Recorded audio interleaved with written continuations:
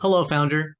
You've built a successful business, and now it's time to think about that once in a lifetime exit from your business. You've come to the right place. Here, you will hear business exit professionals involved in the buying and selling of companies talk about what you should know before you exit. If you've never sold a business before, this podcast can be super helpful to you. I'm Armando, host of the Founder's Guidepost. Enjoy. But first, a quick disclosure.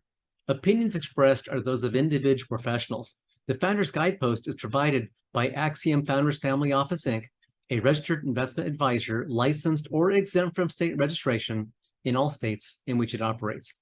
The Scottsdale Founders Forum is a biannual live event for the founder considering exiting in the next 5 years. More information available at scottsdalefoundersforum.com. If you like this information, please subscribe and share. Hello, this is Armando with the Founder's Guidepost here with Heidi Berger this morning with the Process Optimizer. And Heidi, thank you so much for joining this morning and being here to have a conversation really about what you do and how you help companies become more efficient and better at what they do, get a better ROI and all that kind of good stuff. How are you this morning? I am great, Armando. Thank you. Thank you for having me. Good. No, I'm very excited about this conversation today because efficiency, we're all trying to be more efficient, obviously, in our personal lives and in our companies. And I just think it's fascinating what you've done to create this process where you come in to document what companies are already doing and then improving it. And it sounds like such a simple thing, but as we've talked before, the impact can be really profound on companies and just how the people function, how they work together, and it just makes a lot of sense. So maybe you can talk a little bit, Heidi, about your background just a bit and how this process optimizer came about. And then we'll talk about the impact you could have on companies. Sure thing, Armando. So going way back, grew up on a cow-calf operation outside of Toronto, where we had lots of processes to feed our cows and grow our cows. Fast forward many years and spent a lot of years in finance, analysis, strategic planning, operations. Most recently spent time with P.F. Chang's and spent a lot of time in the restaurants post private equity acquisition, identifying processes, continuous improvement, obtained my lean green belt during that time. And lean looks at everything from the eyes of the customer. Okay. So that's the perspective and lens that we bring to a business. And it's an internal or an external customer, right? Not just who you think of traditionally as your external customer. So brought that lens to this process gap that was identified early on in my coaching career post PF Chang's, and found that companies, if they wanted to scale and grow, needed a way to systemize their business and do that effectively. So developed this workshop where we identify, document, and ask a lot of questions while we're documenting the core processes of a business. Well, and I'll be taking some notes here, so I'm getting my pad of paper and pen so that I can make some notes here. So let me ask you, Heidi, we work with companies who are typically they have this one company and the founder or founders have grown it, built a really nice, successful company. And yet they realize, of course, there's always room for improvement. And so the whole idea often is continuous improvement, and that's where you can come in. So even a company that has achieved a certain level of success, and I imagine many of your clients have achieved a significant level of success, they realize, of course, that you can help them do that or increase that success as well. So what are some of the common things that maybe you hear from your clients, either when they first engage you or maybe during the process, things that the aha moments that they describe to you? What are some of those? So before I get to those, the way that companies identify this gap in process is really around they've hit a ceiling or their results aren't what they were looking for, or they've had some turnover. And as they really start to reflect, because they've been able to scale and grow without a lot of systems, at least documented systems. They've got systems in everybody's heads. So what we do and what we hear is that I've been really successful, but I need to get this out of my head and my people's heads in order to scale and grow further. So as we've identified and speak with someone where they've gotten to that point, they realize that this documentation piece isn't the end of the world, isn't the end of their entrepreneurial spirit. It's actually freeing for them and their employees because they have this document and this foundation built on which to scale and grow even further. Okay. So they get to that moment where that's the aha, like, oh, this process isn't a bad thing. It's not, the most exciting thing to talk about and think about if you're an entrepreneur and visionary. But once you can really see that clicks with them, that, okay, I need to do this, and this is actually going to help me grow even further. Okay, so some of the symptoms might be where they've hit some kind of a plateau. They're not, maybe their growth has stalled a bit, and that might be a symptom where maybe they can talk with you a bit and see if you can help them continue that growth. I like what you said about getting the information out of the person's head and onto, a documented process, because people do things often in their head and they know what they know, they've been there forever, yet everyone has to be replaceable for a company to continue beyond the founders and current people who are there.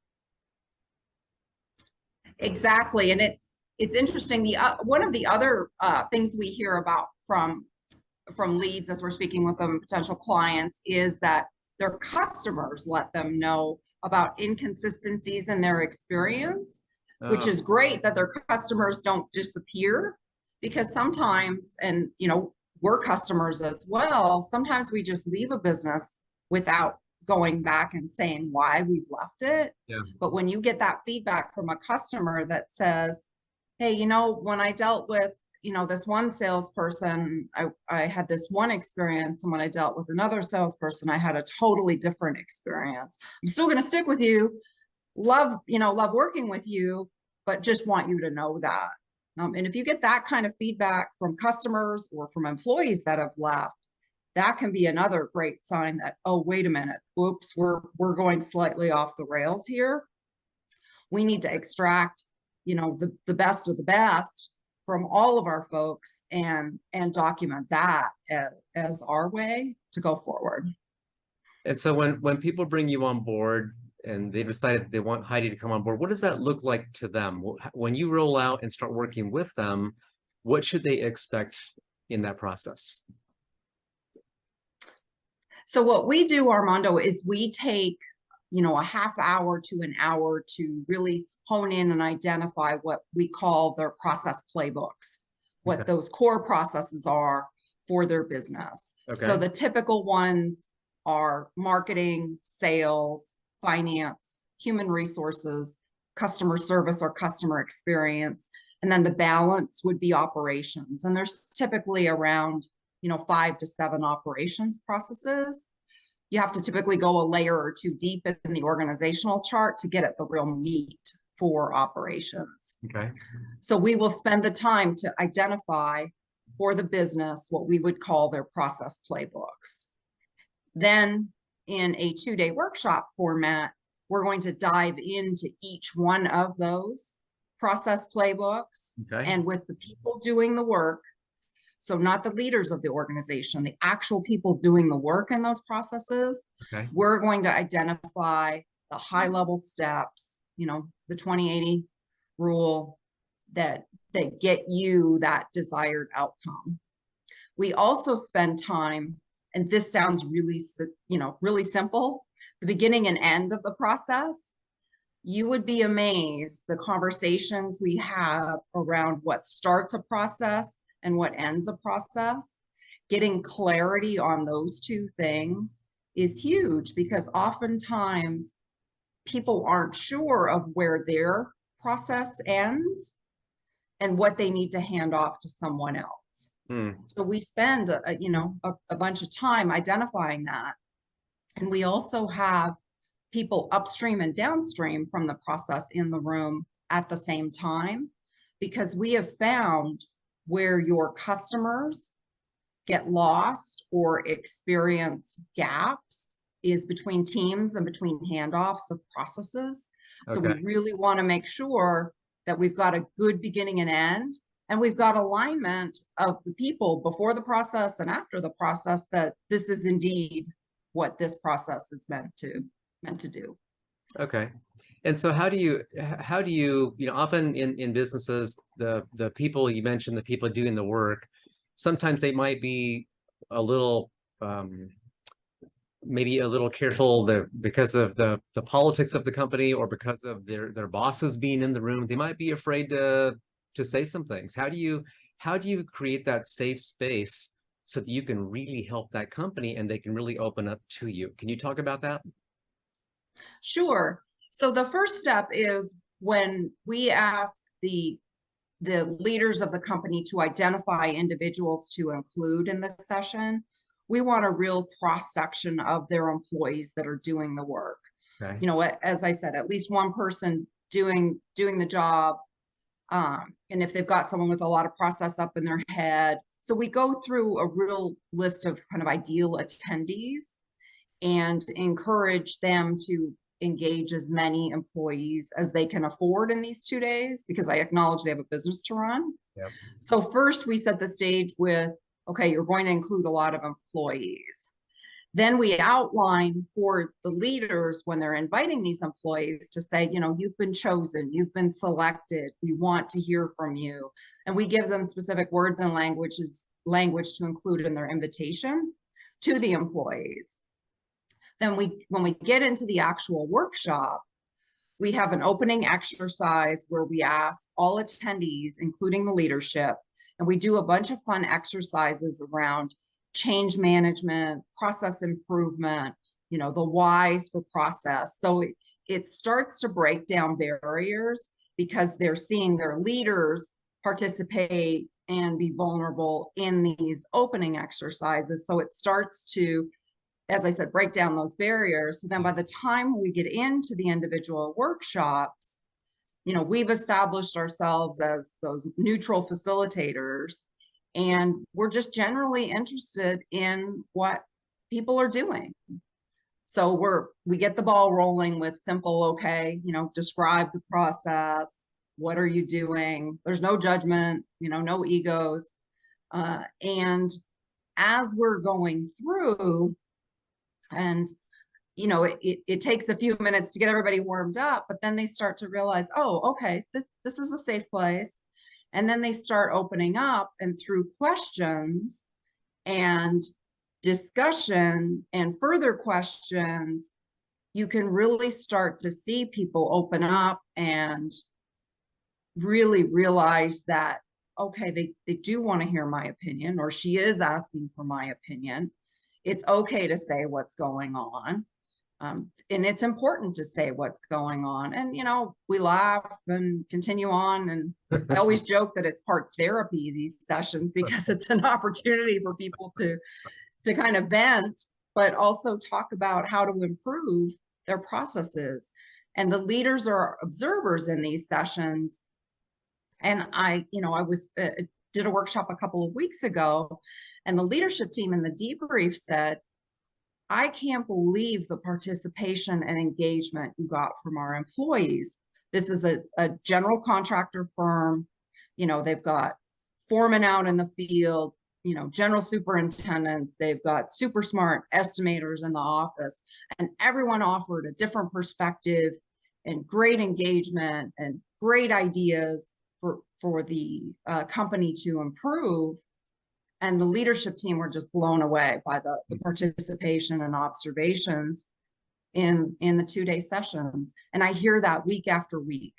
So it's not just a one-time thing. Wow. And so the leadership in that example is used, the leadership of the company, they just sat back and observed as you were going through your process with the employees? Yes. And they would ask questions or ask for feedback, or ask clarifying questions as we went through, but they truly wanted in one session, we talked to the foreman. We had a representative sample of their foreman on their jobs.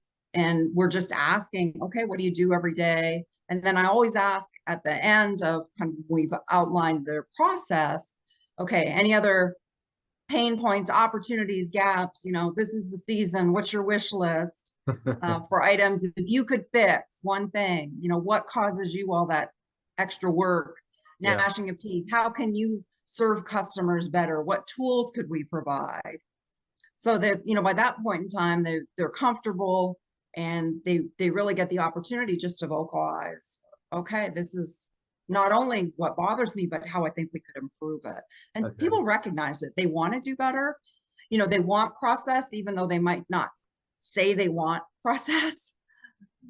So it's always very fascinating.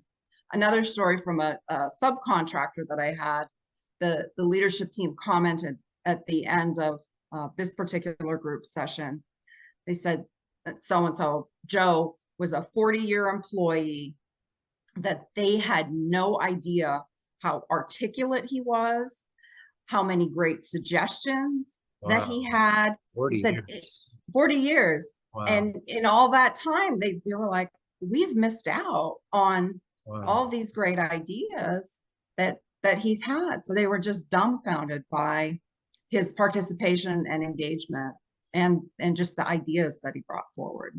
That's amazing. 40 years of him not verbalizing for whatever reason. He verbalized that. Huh. Yeah. So it's always fascinating and very rewarding. I always have great stories after every session from the people that I have the opportunity to serve. So it's very wonderful. So let's talk about accountability. When you talk about processes and defining those and improving those, how does that relate to accountability within the employees inside the company? So I always tell folks it's very difficult to assess if you've got the right person in the right position if you don't have a process for them to follow. And how can you expect them to be performing certain processes or duties or responsibilities without that process? So without that, how do you hold them accountable to any of their specific job roles or functions? And then in combination with that, how are you measuring the process and how are you measuring them? So it's really that whole package. And it starts with the leadership. They have to believe that processes are important and that we're going to have consequences if people, once we have identified the process, we've trained the process, and people agree to follow the process, we have to have consequences of people that choose not to follow the process, at least for working in our organization. You may be a great person, but if you can't follow a process, you can't work for us. So there has to be that line in the sand, especially after our workshop and with those employees that are engaged in the workshop, because they're looking to the leadership team to see, okay, are you really serious about this process thing, or are you checking a box? Thinking of exiting your business? This may be your once-in-a-lifetime opportunity to preserve your American success story. I invite you to come to the Scottsdale Founders Forum, a biannual live event for the founder considering exiting in the next 5 years. More information at scottsdalefoundersforum.com. Okay. So then you're saying that after you get done with your work and you've come in, you've spent your time with the company, and now you're stepping out, then at that point the employees are wondering, is this real or not? Is management leadership going to stick to this or not? And if not, then it might not help the company, but it's in the company's best interest, obviously, to, if they're going to bring you on board and ask for your help, to make sure it works. Exactly. And it's important, we like to say, Armando, to maintain momentum after the workshop. We surface, between 50 and 100 opportunities and ideas and measurables through our 2-day workshop. The employees are really engaged. The leadership team's really excited. Think about the time when you've gone to a conference or a leadership development seminar and you come back all energized. If you do something with all of that energy and continue it, you'll maintain that momentum. And we have a very prescriptive program to help people maintain momentum after we give them the documentation back. Okay. Can you so tell me that about they, that? What does that look like, Heidi? To keep that momentum, to maintain it, how you just touched on, what does that look like for the client? sure. So what we do is within a week of the workshop, we provide the documentation, and we use Word documentation because we have found there's a lot of systems out there, a lot of technology that people are using. So we just keep a document in Word so that they can use, workflow management tools, knowledge management platforms, the Google Docs, the SharePoint, whatever system and tools they're using to Mhm. house documents and train their employees. So we provide those documents back, but the more important piece is the testing and piloting of those processes with your actual products and services. So I advise clients to engage their employees that they used that attended the workshop and have them be their testers and piloters. And what we encourage during testing and piloting is at least 2 or 3 trials with your actual products and services, have the process in hand that we developed. And what they're looking for is, did we capture the right high level steps? But also at the same time, we encourage them to start to think about, okay, what's the next level down documentation that we need? What are those sub processes, checklists, training videos, screenshots, whatever form of documentation? What do we need that's in support of that critical high level step that we identified or series of steps? Mhm. At the time they're testing and piloting, think about what's the right format for that to be in based on the people doing the work. So accountants need very different documentation, like work instructions Mhm. versus salespeople, right? So you have to think about, okay, how do they learn? Is it going to be best accomplished by a quick how-to video, or is it a series of screenshots? So as they're testing and piloting, we're not suggesting they stop and make the sub processes, but just note what are the sub processes that we need and what's the right format. Then continue through testing and piloting, and then get everybody back together to have that final sign off of, we know the process, we've been trained on the process, we agree to follow the process from this point forward. And we hold people accountable. We follow up during the first 90 days at very specific intervals to check in to say, okay, have you met with everybody? Have you got your testing and piloting plan? How's your testing and piloting going? Have you been documenting the sub processes that you need? Have you got everybody back together? Have you had that final sign off? And again, that helps maintain that momentum, and it keeps the employees engaged that you had attend the workshop. So they then take ownership of these processes, because they may be your trainers of new employees going Mhm. forward, and they can be the best determiners of what's the right format for that training user documentation that is needed. And oh, by the way, they can help you create it. So you've got this full circle of engagement and ownership and accountability of the employees that have attended the workshops. And the processes you mentioned as we first began the conversation about identifying those processes that are key, but it sounds like those really could be anywhere within the company. The customer interaction, the accounting staff, the sales, the marketing, it could be anywhere within the company. Is that what you said?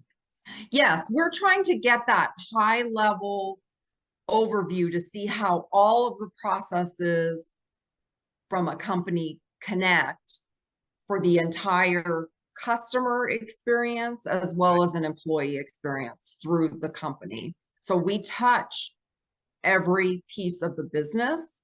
Okay. And what that also shows people is how everybody is interconnected. It's not just one silo, one process, one department. It's really a series of connected steps. And that's why it's helpful to have the leadership team there for the entire session. So even though, you've got the leader of sales and marketing, they really see, okay, I really understand the connection, to operations, to procurement, to accounting, and the implications of how we all work together. So it really helps identify any silos or gaps across the company as well. Okay. And Heidi, a lot of times we're talking with and working with founders of businesses who've had a company, say maybe 20 or 30 years, and it has a certain level of success. And sometimes what we'll hear is, do we want to double down, put more into the business and then grow it to the next level and, plan for 5 years of growth? Or do we want to instead plan for an exit? And so we'll have those conversations with them as they're thinking about, what's going to make the most sense for them. And from your perspective coming in, if they're going to say exit in the next 3 to 5 years, or they want to grow it over the next 5 years, how can you coming in with your getting standardized processes to make them more efficient, how can you be helpful in that, either in growing or preparing for exit?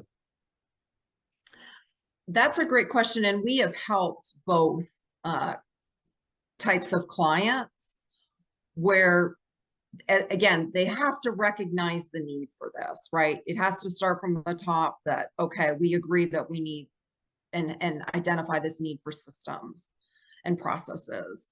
So once we've got that, what we have heard and learned through our workshops is that companies that have taken the time to do this workshop, do the work of the rollout, the testing and piloting, have experienced a minimum of a 1% return on their bottom line to having these systems and processes in place.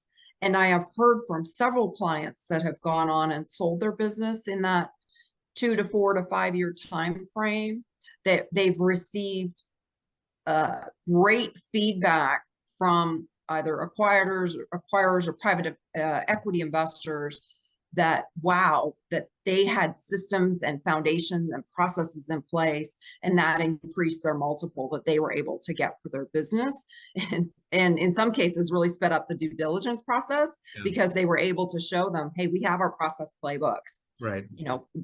Here's the package. Here's how our employees are trained. Yeah. Here's how everyone's aligned. Here are the scorecards that we use. Here are the other tools that we use. So it creates a better package to either scale or to sell. Yeah, and I've heard many times from investment bankers that having standardized procedures, documented procedures and processes, it just adds to the package of the buyer. So it makes it easier for the investment banker to put together that company and package it up for buyers, because they can show, just as you said, they can show they have these documented systems. If an employee leaves, another one can get put into that place. And this company that they're buying, if they're buying it simply to as a financial investment to get a return on investment, then they're buying a for lack of a better term, a money-making machine, if that's what they're looking to buy. Right. Yeah. And we talk about systems dependent business, not people dependent. Right. We're obviously not discounting the impact of people and employees in our business, but it's truly becoming and acknowledging the systems dependency for those successful outcomes. So it's really, it's fun to see and hear the stories after the fact as we circle back with our clients, a year or two down the road. And I have references that I continue to use today from 5 or 6 years ago that are still, now they're on the cycle of continuous improvement of those processes, the scale and growth that they continue to achieve year after year. And, employee retention has improved, customer retention has improved. They've opted, this one particular general contractor has opted not to sell, but they've continued to grow and evolve in ways that they hadn't, I think, imagined possible, 5, 6 years ago. So it's wonderful to hear those stories. And I'm glad you brought that up. I was going to ask, so a company that really has no intention of selling, but they're just wondering or thinking that they may have some inefficiencies with what they already have in place, even if they intend to keep that company, it could still be beneficial for them to at least have a conversation with you to see how you might be able to help them, and maybe to make it a little when there are standardized processes, et cetera, it might make it a little less time intensive for them to manage that business. Because you said earlier, when people know what's expected of them, then they can function better and be more efficient, and it just helps them do their jobs when there is a standardized process and step-by-step instructions on some of those processes. Right. And that's another fabulous opportunity, Armando, that we talk about with clients, is that we hear constantly, I'm so busy, I don't have time to document my processes. And this is the type of investment that, unless you take the time to get this out of your head and out of your employees' heads, you're going to continue to have to dive into the business, and work in the business, that you don't have time to step back and do that higher level strategy vision work and work on the business, even if you have no intention to sell, but to take it to that level that either you want or that you're able to, without taking the time to get those things out of your head on paper. And we talk about, we're not looking for the perfect process. We're looking for better. We want to start with something better, not perfect. Then you can continuously improve on it. And it really helps you identify, by having that process documented, where those pain points are. I was working with a company on one particular process just yesterday, and the leadership team was astounded by the manual nature of a couple of steps within a process. And that light bulb went on, like, we're not going to be able to scale and grow unless we figure out a way to automate that, because we can't throw enough people at this in order to scale and grow the way we want to. It's just not going to work. And then you introduce other errors into the system by having it be a manual process. But you could feel it and hear it in the room when that moment was like, oh my gosh, we need to fix this. And it was just listening and, asking questions about what people were doing that showed the leaders of the organization that, wow, we've got a serious problem here, and we're not going to be able to do the things that we need to do. Well, that must have been very insightful for them too. So it sounds like they didn't realize that before, how serious it was, and maybe the solution wasn't directly at hand, but at least they could begin to address it by talking about it and working through it. Exactly. And that's all we're trying to do, is really surface those issues so that they bubble up to the top. We accumulate them over the course of 2 days. And I've had a couple of clients liken the 2-day workshop to opening up the hood of the car and doing like an overall maintenance of the entire vehicle, top to bottom. And you get kind of everything surfaced all at once, which is a little overwhelming because it's a lot. We're surfacing, as I said, between 50 and 100 of these opportunities, gaps, ideas, issues. But you've got them, then you can prioritize them and deal with them. Yeah. And some of them you may not have to work on until 9 months from now, but you've got this list of, okay, we need to do all these things if we want to scale and grow to the extent that we all desire to. And it sounds, Heidi, like the work that you do is really applicable in any industry, because every company has processes they follow, or they should be following. Right. Absolutely. It's funny, as we're doing our business development calls, we're hearing, quite often, well, do you have particular experience in the medical field? Have you worked with financial services? Have you worked with, specialty manufacturing companies? And sometimes we have. Most of the time we haven't. And we say, well, you don't necessarily want us to have that experience. We just ask great questions. And we come in as that outsider with a whole broad range of experience and expertise that we bring in from all of the companies that we see, and can ask great questions and provide great insights and other ideas into how different industries and companies are doing things. We don't have blinders that you sometimes get when you've worked in a particular industry or organization for a long period of time, that you know, forget to open your eyes and see what other ways there are of doing things that are out there. So it's funny to hear that question, because it's like, well, we're special.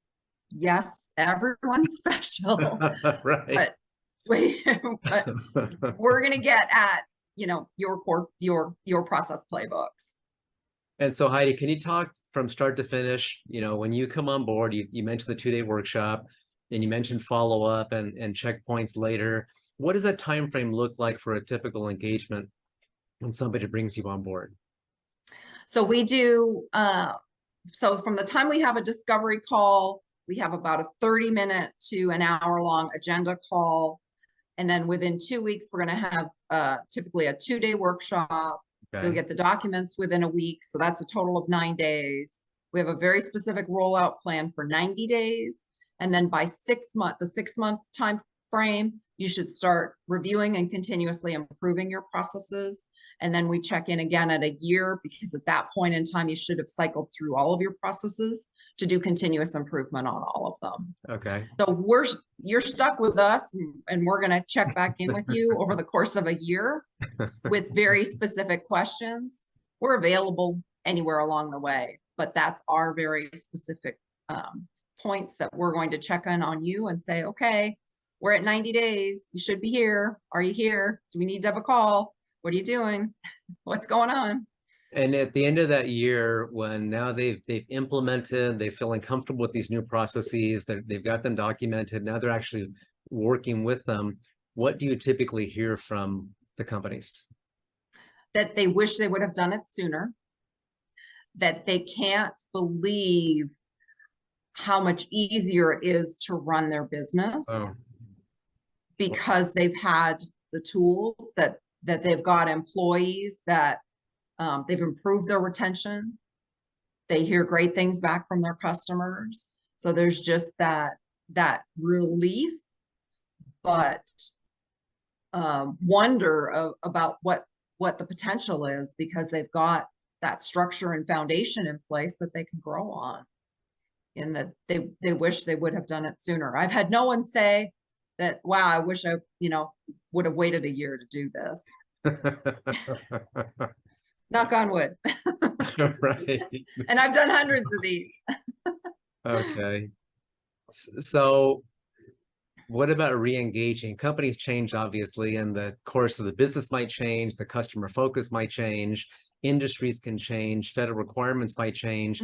All those could have an impact on the business. So the processes you define today, and you work through with them over the next 12 months to implement and get those nice and dialed in, their business might be different in 24 months. So Right. they could re-engage you now that they have a different customer type or different something, or maybe they have multiple locations, and they could bring you back so that you again can go through the same processes, right? Absolutely. It's our objective, though. We're trying to train them in an approach while we're there, so that they've got internal resources that they can count on to continue to modify, improve as they grow and change and evolve. Okay. But we do offer and are available for additional services at any point in time in the future. And one thing that I should mention that I don't think I highlighted enough is, during the workshop, we spend a lot of time on measurables and KPIs. Okay. So in that individual workshop where we're talking about their sales process as an example, we're going to identify leading measurables that really help the teams identify sooner in the process rather than later that the process is going to go off the rails. We'll also identify lagging measurables, you know, reporting the news, or if they've got any compliance measurables, if they think about that they want to audit a step or series of steps. And then we advise our clients to use their scorecards to help them identify when they potentially might need to improve a process or revisit a process, because the metrics or KPIs are indicating wait a minute, there's not quite right with this process. Okay. So And you that can, can be another indicator of when to revisit a process or to pivot and change a direction if that process isn't accomplishing what we need it to do for the business. yeah, and one of the points I've heard you make before is that, financials come out every quarter. And by Right. then you're measuring what's already been done. It's already done. Now it's just documenting what's already been done. But what you just touched on, the KPIs and being able to do some course correction along the way, can get that course correction before the end of the quarter so that you don't have to wait for the pain point when the financials come out. You can have an impact to have better financials before the quarter is finished. Absolutely. And we really encourage a weekly look at these measurables and metrics, especially the leading ones, and really identify good goals and targets for those leading measurables so that if you were to know in your sales process, hey, we're not getting the in-person presentations that we need to, that can be that early warning sign that, you know what, we're going to have a revenue problem 6 months from now, Yeah. because that we know that our buying cycle is about 6 months long. Instead of waiting 2 or 3 quarters from now to look at the revenue numbers to say, wow, we didn't hit revenue, you're going to be able to identify, we need to do something to turn on the faucet to get more leads so we can get more presentations so that we're not going to have a revenue problem in 6 Right. months. And that's by identifying the process, we would have identified as an example, okay, we've got a lead identified, we've qualified them, we're going to have an in-person meeting, we're going to do an official presentation. So we're going to talk about each of those steps and then reflect back. How can we measure critical steps so that we know we're going to get a good outcome, a sale, at the end of this process? Yeah. And by doing that process work, by identifying those steps, it's natural to identify key measurables and metrics associated with those steps for all of the processes that can really help you run your business proactively so that you're not surprised by the financials at the end of the quarter or the end of the month. Okay. So that's the perspective we're also trying to tie into the process work. And you mentioned the, your own discovery, calls or presentations, et cetera. So when you're going through that, I think of the, the old term, the sales funnel. How many Right. do you start with to end up with a new customer at the end of the sales funnel? So do you find as you're going through some of that work with your clients that they know those numbers, or maybe they're revising those numbers and your work helps them quantify some of that? Or do they already seem to know what those numbers should be for their own sales funnel? The majority of clients that we work with, and these are very successful businesses, do not know those numbers. That's They amazing. haven't thought about them specifically in that way. And through whatever technology and systems and tools they're using, it forces them to think about how to use those tools differently and really identify the results of their efforts. So it's always amazing to me. I mean, these are successful companies. They're making money.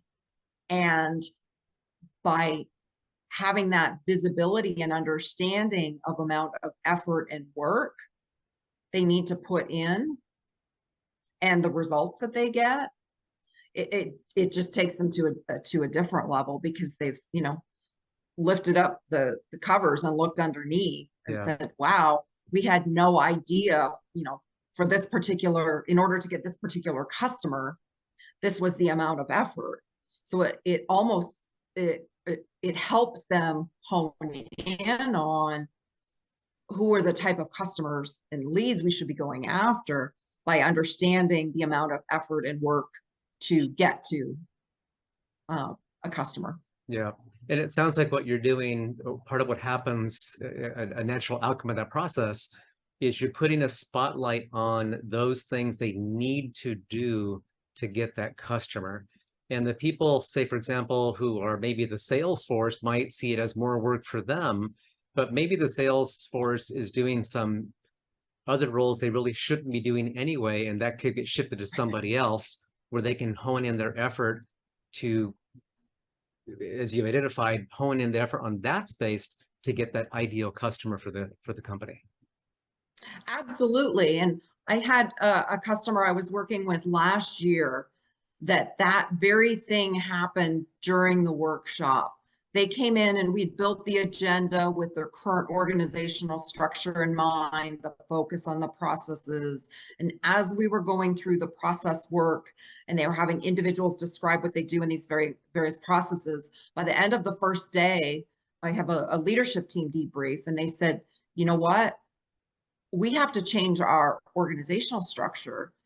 It's clear by identifying these processes that we've got the wrong people in some of these roles and the wrong people doing some different pieces of processes, that since we've extracted what they're doing, we can really see how we should lay out our business. So it's absolutely an opportunity to identify, okay, here are the key processes, and here are, then you can go back and look at what are the types of people and competencies we need to perform those various steps of the process and get that alignment as well.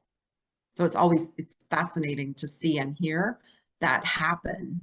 And it was quite an unexpected outcome for them as we went through this, that they ended up with a better organization or structure because we worked on their processes. So did that, and maybe this is what you just said, did that include then them shifting responsibilities from certain people to other people to gain those efficiencies that they wanted to get? Absolutely. And it gave them better clarity. And another company I worked with about a month ago, they had salespeople trying to be all things to all leads. And by the time we ended up with, at the end of the 2 days, we had very specific processes for existing customers, for brand new customers, and those are very different kind of people. You know, talk about hunters and farmers, right? In terms of salespeople, it's very different skill set for each of those. And by not smashing it together as just one sales process, we were able to clearly identify for different types of individuals, you know, the process that they needed to perform for existing customers versus a different type of person to handle that prospecting for new customers. So process can provide great clarity. And again, we talked about it earlier in our conversation. How can you hold someone accountable if you don't have a process to hold them accountable to? So do you, as you're going through your work with people, do they sometimes, some of those aha moments that they have as they're having conversation with you, or in the conversations that you're leading with the employees, are they realizing also maybe the product or service mix, maybe they're not really focused on the right areas, or maybe there are some products or services that are noise, and they need to just get rid of those? Is that part of an outcome in some of those conversations? Absolutely. And it's something that I challenge as we're going through the process is, do you understand from the entire company perspective what it's costing you to serve that type of customer?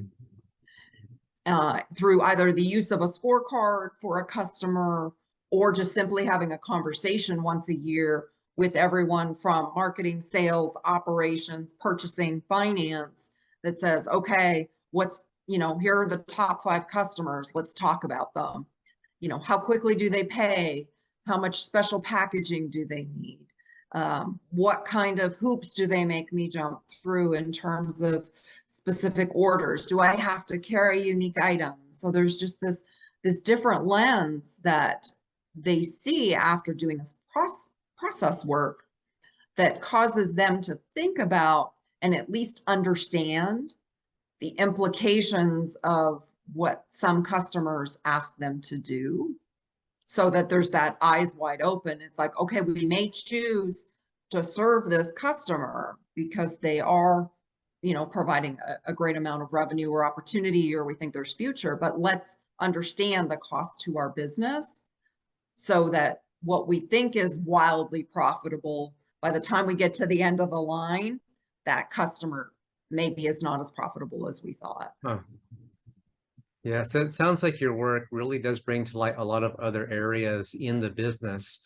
Um, Obviously, part of what you're doing is looking at processes, having that dialogue, facilitating that dialogue, maybe leading that dialogue to where they can document this and gain efficiencies.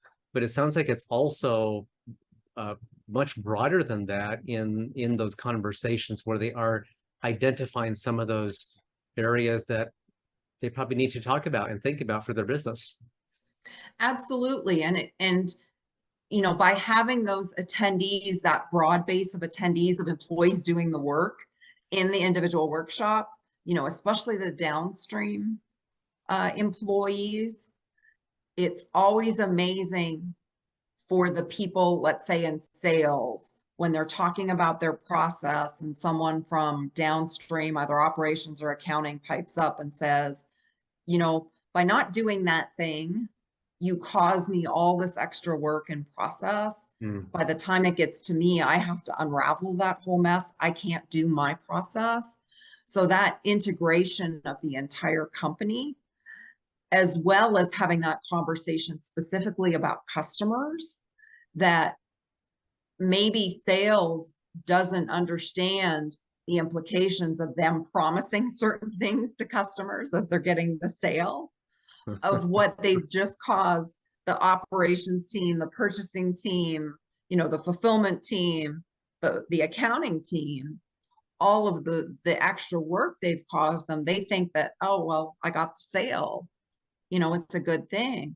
But for the leadership team to hear from across the organization and see all of the pieces of that puzzle, they may take a different approach and view and question, either the segments that they're going after or specific customers that they're trying to engage in, and it may cause them to pivot. So Right. it's always, it's good just to hear that perspective from across the organization, I think, for the leaders. And it sounds like it could also lead to putting a little more parameters on the salespeople, where they can commit up to X, but not Y. Right. That's too Right. much. Right. But if they stay within those parameters, it doesn't put an undue amount of pressure on the rest of the system, and they can still maintain profitability and keep, on that course that they want to stay on. Because Absolutely. salespeople will often, over promise. Yes. Well, and then it puts undue pressure on the rest of the organization to jump through hoops to deliver what they've promised on, because the rest of the organization wants to do a great job.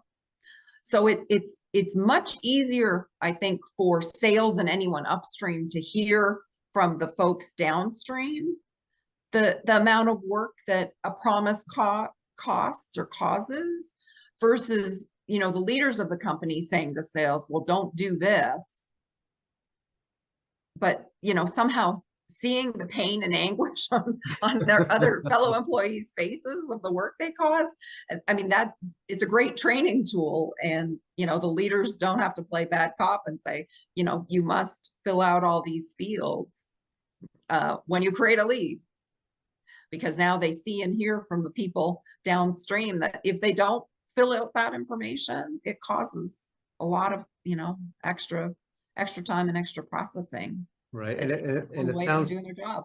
And it sounds to me what you're saying too, with getting back to that salesperson, that if they are over committing or maybe making some promises that everybody else has to now work more to fulfill, that if you really quantified all that time being spent, that is that new customer really as profitable or even profitable at all as they might have thought?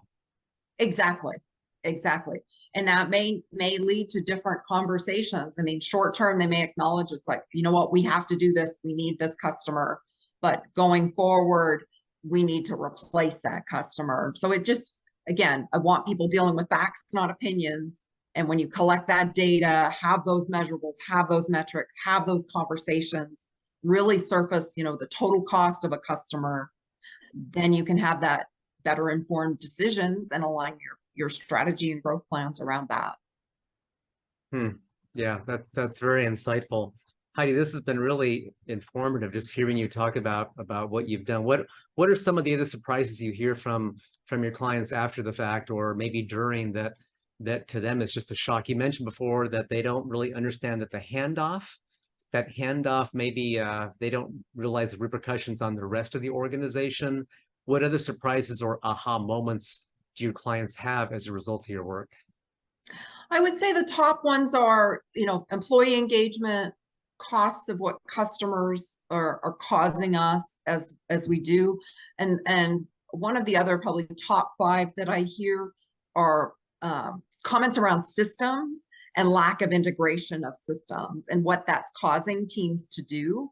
Extra work, extra processing, manual spreadsheets, workarounds, band-aids, duct tape, whatever. That people think that, oh my gosh, we have a system, yet as we're identifying the processes, we start to hear about how people have to work around the system because either the systems aren't integrated, because we haven't thought about that during implementation, or we've brought in a system to solve a very specific problem and haven't considered how it fits into the whole. So there's a lot of conversations these days around systems, I would say, is probably, as I said, in the top 5 of things that leaders are surprised by, because they've invested in all this technology and think, oh, wow, this is great.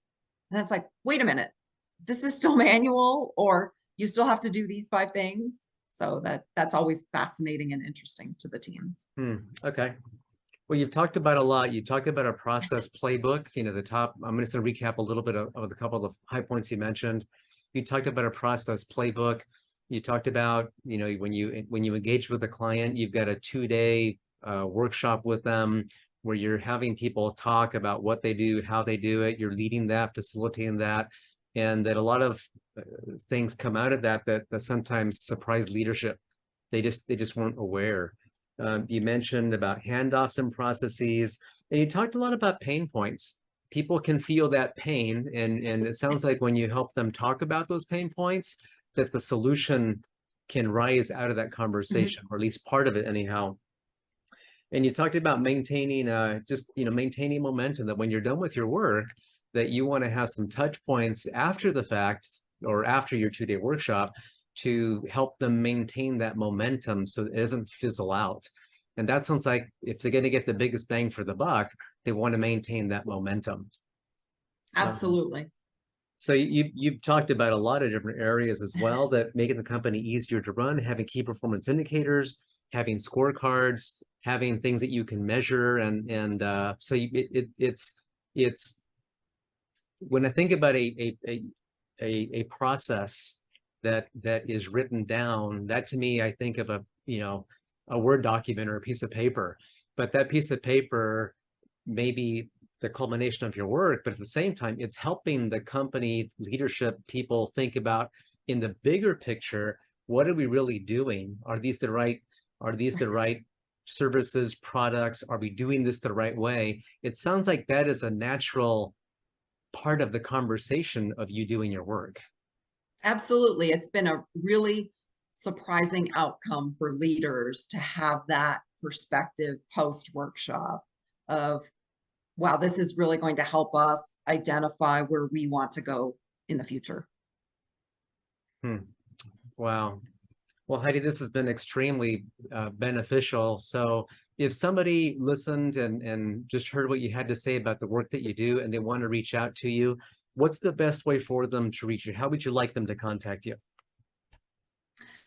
The best way is to go to our website, processoptimizer.biz. Okay. And we offer a free assessment of your process playbook, so you can get an idea of where you think you fall. And we're happy to have a discovery call. There's no cost to the discovery call, so give us a call, and we'll talk you through our process and how we can help your organization. Okay, so processoptimizer.biz. Yes. Okay. And then you're serving clients all over the country? All over the country and having conversations with others around the world. Well, business is all around the world, isn't it? It sure is.